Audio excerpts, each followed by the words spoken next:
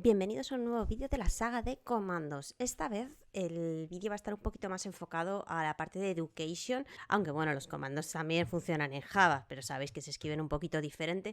Y quiero hacer este vídeo porque ya hace unos meses subí un vídeo en el apartado de Solo para Profes hablando de los menús que dentro de Minecraft Education, si abrimos uno de los juegos, ahora tenemos dos menús, ¿no? Aquí que es el menú de juego, en el que tenemos una serie de opciones del mundo que podemos activar y desactivar, y lo mismo nos ocurre en el de aula.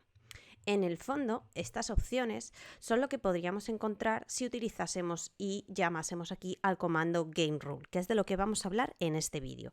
Así que voy a escribir aquí GameRule para que veáis los diferentes comandos que tenemos y comentaros algunos de ellos, porque la mayoría, como os he comentado, ya están en ese menú de ajuste al que accedemos simplemente pausando el juego y dándole a ajustes. Además que todos estos ajustes simplemente con activarlos y desactivarlos cuando creemos el juego mientras estamos jugando, esto ya se aplica directamente al juego. Esto que cambiemos aquí también va a modificar esos ajustes y, como siempre, cualquiera de ellos, vamos a escribir el primero, ¿no? Que es el de permitir objetos destructivos, va a tener dos, vamos a llamarlo,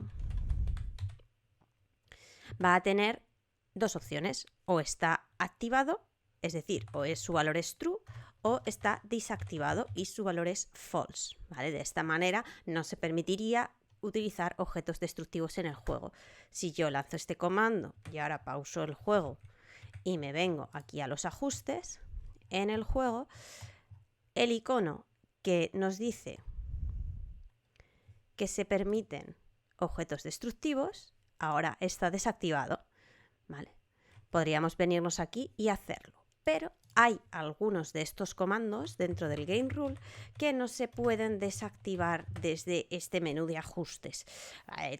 Casi todos los que vemos aquí en esta primera lista que llega hasta la F, casi todos se pueden desactivar desde los ajustes. ¿Cuáles no? Pues por ejemplo el de daño por congelación o el de daño por caída.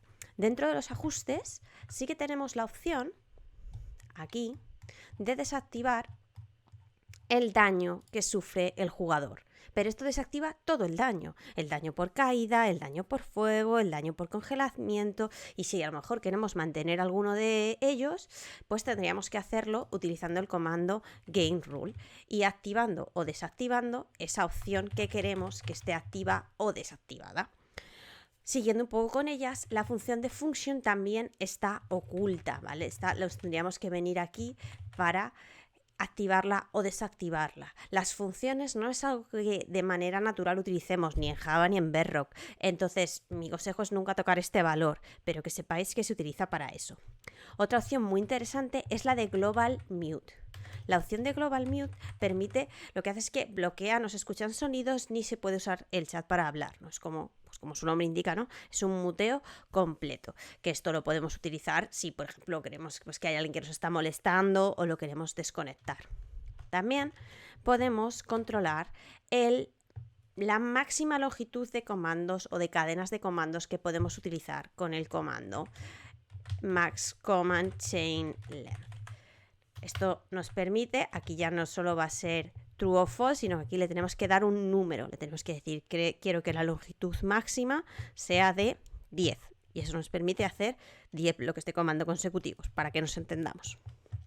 Otros dos comandos que están dentro del GameRule que no están directamente, ¿no?, como aquí los podríamos escribir, que son el random tick speed, que es a la velocidad que carga el juego, que ahora ahí le pondríamos un número, o el spawn radius, que es el cuánto radio, a partir de cuánto radio spawneamos, ¿no? Aquí igual se pondría un número.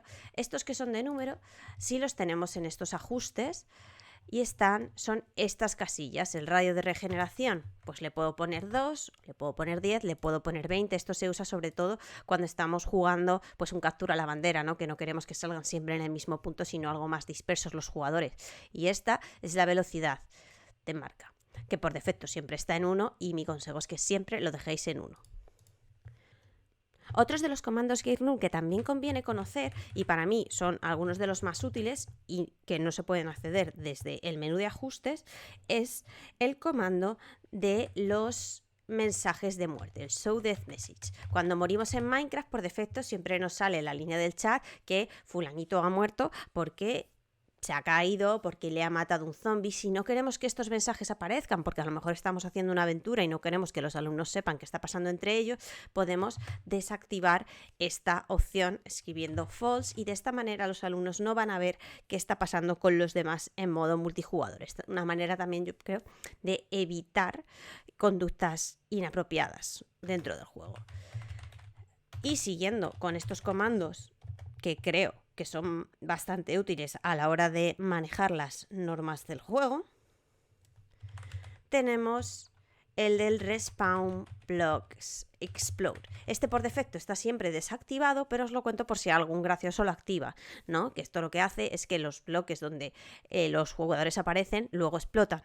Esto no nos interesa en ningún caso.